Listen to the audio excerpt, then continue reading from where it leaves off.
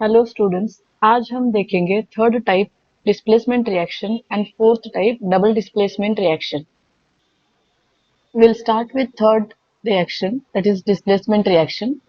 The reaction in which part of one reactant is displaced by another reactant. जहाँ पे दो reactant लेते हैं और एक रिएक्टेंट का पार्ट दूसरे रिएक्टेंट से डिस्प्लेस होता है, उसको बोलते हैं डबल डिस्प्लेसमेंट रिएक्शन. हम इसको स्टडी करेंगे एक जनरल रिएक्शन से. हमने दो रिएक्टेंट लिया है, एक है हमारा ए बी और एक है हमारा सी. इस ए बी में हम ए को बोल सकते हैं एक पार्ट और बी को बोल सकते हैं दूसरा पार्ट. जब हम इस ए बी को सी के साथ रिएक्ट करेंगे तो यहाँ पे ए बी में से एक पार्ट सी से रिप्लेस हो जाएगा, जैसे कि यहाँ से सी जाएगा और ए बी को डिस्प्लेस कर देगा. तो हमें प्रोडक्ट क्या मिलेगा? A C and B will be separated. तो यहाँ पे part of one reactant is displaced by another reactant. It is called as displacement reaction. इसको हम स्टडी करेंगे एक एग्जाम्पल से. When iron nail is kept in copper sulfate solution, the blue color of copper sulfate solution fades. मतलब जब हम एक nail जो आयरन से बना है उसको अगर हमने कॉपर सल्फेट सॉल्यूशन में रख दिया, copper sulphate solution blue colour का होता है. अगर उस आयरन नेल को हमने कॉपर सल्फेट सॉल्यूशन में रख दिया तो थोड़े देर के बाद में कॉपर सल्फेट का जो ब्लू कलर है वो थोड़ा कम होता है, वो थोड़ा फेड होता है. ऐसे क्यों होता है? ये डिस्प्लेसमेंट रिएक्शन की वजह से ही होता है. तो हम इसकी रिएक्शन कैसे लिख सकते हैं? हम इसकी रिएक्शन ऐसे लिख सकते हैं. एफ ई मतलब आयरन सॉलिड स्टेट में है, आयरन नेल. जब हम इसको कॉपर सल्फेट सॉल्यूशन में रखते हैं, CuSO4 कॉपर सल्फेट सॉल्यूशन, जो कि एक्वियस स्टेट में हम लिखते हैं. इन दोनों में जब डिस्प्लेसमेंट रिएक्शन होता है तो कैसे हो जाएगा? आयरन यहां से जाके कॉपर को डिस्प्लेस करता है, तो हमें हमारा प्रोडक्ट मिलेगा FeSO4 प्लस कॉपर. तो आप ये रिएक्शन देख सकते हैं. आयरन ने जाके कॉपर को डिस्प्लेस कर दिया है और हमें मिल गया आयरन सल्फेट एंड कॉपर. यहाँ पे आयरन सल्फेट एक्वियस स्टेट में है और कॉपर सॉलिड स्टेट में है. तो आप यहाँ पे सोच रहे होंगे कि ऐसे डिस्प्लेस क्यों होता है? What is the reason behind the displacement? The reason is always more reactive metal will displace less reactive metal. It is very important. More reactive metal will displace less reactive metal. मतलब जो metal ज्यादा active है नहीं तो ज्यादा reactive है वो जाके लेस एक्टिव मेटल को डिस्प्लेस कर देता है और उसी की वजह से डिस्प्लेसमेंट रिएक्शन होती है. इसके थोड़े और एग्जाम्पल हम देखेंगे. जैसे कि पहला वाला, हम जिंक को ले लेंगे, सॉलिड स्टेट में है, और जब हम इसको कॉपर सल्फेट में डाल देंगे, एक्वियस स्टेट में है, तो हमें मिलेगा जिंक सल्फेट और कॉपर. तो यहाँ पे मोर डिस्प्लेसमेंट, मोर रिएक्टिव कौन सा और लेस रिएक्टिव कौन सा है? जिंक जाके कॉपर को डिस्प्लेस कर रहा है. इसका मतलब जिंक हमारा मोर रिएक्टिव है और मोर एक्टिव है और copper is less active. Copper is less active. इसका और एक एग्जांपल देख सकते हैं. जैसे कि सेकेंड वन, वो है लेड का, Pb सॉलिड स्टेट में. इसको जब हम रिएक्ट करेंगे कॉपर क्लोराइड से जो कि एक्वियस स्टेट में है, तो हमें मिलेगा PbCl2 प्लस कॉपर. ये PbCl2 एक्वियस स्टेट में है और कॉपर सॉलिड स्टेट में है. तो अभी आप यहाँ पे इजीली बोल सकते हैं मोर एक्टिव कौन सा है? मोर एक्टिव है हमारा Pb एंड लेस एक्टिव कौन है? लेस एक्टिव है हमारा कॉपर. तो यहाँ पर आपको इजीली समझ में आया होगा why Pb is displacing copper. इसका और एक एग्जाम्पल हम देखेंगे जो कि है थर्ड वन, हम यहाँ पे ले रहे हैं पोटेशियम। पोटेशियम का सिंबल क्या है कि जब पोटेशियम को मैग्नीशियम क्लोराइड से रिएक्ट करते हैं जैसे कि MgCl2, तो अभी हमें क्या मिलेगा, यहाँ पे हमें मिलेगा potassium chloride 2KCl plus Mg। तो यहाँ पे आप देख सकते हैं, यहाँ पे कौन मोर रिएक्टिव है, मोर एक्टिव है पोटेशियम और लेस एक्टिव है Mg, इसीलिए पोटेशियम ने जाके Mg को डिस्प्लेस किया है और हमें मिला है पोटेशियम क्लोराइड एंड Mg। अभी यहाँ पे आप लोगों को समझ में आना चाहिए कि कौन सा मोर रिएक्टिव है, कौन सा लेस रिएक्टिव है। उसको स्टडी करने के लिए हमें स्टडी करना पड़ेगा रिएक्टिविटी सीरीज। रिएक्टिविटी सीरीज और इसको बोलते हैं activity series. You can say reactivity series or you can say activity series. Based on reactivity series, we will understand which metal is more active and which metal is less active. अगर ये आपको पता हो तो आप easily कौन से भी रिएक्शन कर सकते हैं। So क्या है ये reactivity series?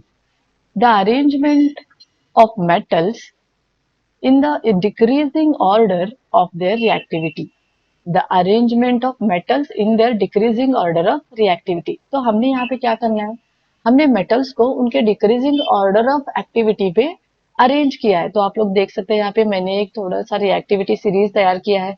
जैसे कि फर्स्ट लिया है मैंने पोटेशियम, देन लिया है sodium, barium, calcium, magnesium, aluminium, zinc, iron, hydrogen, copper, mercury, silver, gold और प्लैटिनम।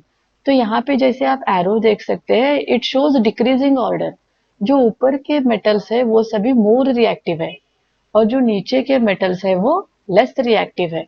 तो यहाँ पे अगर मैंने पोटेशियम को लेके मैग्नीशियम के सॉल्ट के साथ अगर रिएक्ट कर दिया, जो कि रिएक्शन हमने जस्ट देखी थी, अगर मैंने रिएक्ट कर दिया तो यहाँ पे क्या होता है, तो यहाँ पे पोटेशियम मोर रिएक्टिव है तो पोटेशियम जाएगा और मैग्नीशियम को डिस्प्लेस करेगा। क्यों डिस्प्लेस करेगा, क्योंकि मैग्नीशियम तो यहाँ पे नीचे है और पोटेशियम ऊपर है।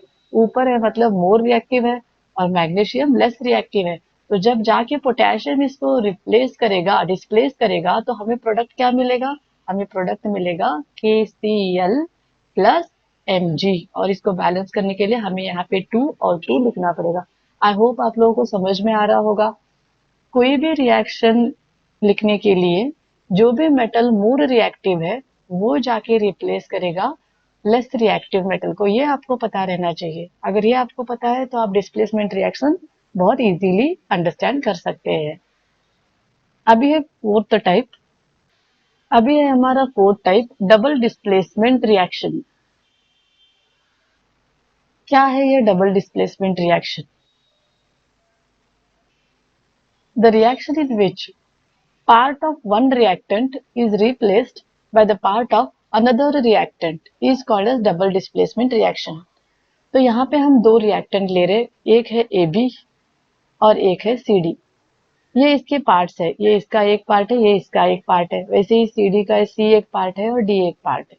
तो यहाँ पे क्या होता है, एक रिएक्टेंट का एक पार्ट जाके दूसरे रिएक्टेंट के एक पार्ट से रिप्लेस हो जाता है। तो जैसे कि यहाँ पे कौन जा रहा है, यहाँ से B जा रहा है और जाके C के साथ रिप्लेस हो रहा है। तो अभी हमें प्रोडक्ट क्या हो रहा है, अगर यहाँ से B जा रहा है तो वहां पे C आएगा, तो हमारा प्रोडक्ट हो जाएगा AC। और जैसे ही यहाँ पे B आता है तो हमारा प्रोडक्ट हो जाएगा BD। तो ऐसे रिएक्शन को बोलते हैं डबल डिस्प्लेसमेंट रिएक्शन। इसको हम थोड़े एग्जाम्पल से स्टडी करेंगे। जैसे कि पहला एग्जाम्पल, जब silver nitrate AgNO3, silver nitrate AgNO3 NaCl के साथ रिएक्ट होता है, NaCl सोडियम क्लोराइड के साथ रिएक्ट होता है, तो यहाँ पे हमें प्रोडक्ट मिलेगा AgCl plus NaNO3 sodium nitrate. तो यहाँ पे क्या हो रहा है, यहाँ पे ये Ag जाके रिप्लेस कर रहा है सोडियम को, तो यहाँ पे इसीलिए AgCl एंड NaNO3 मिल रहा है।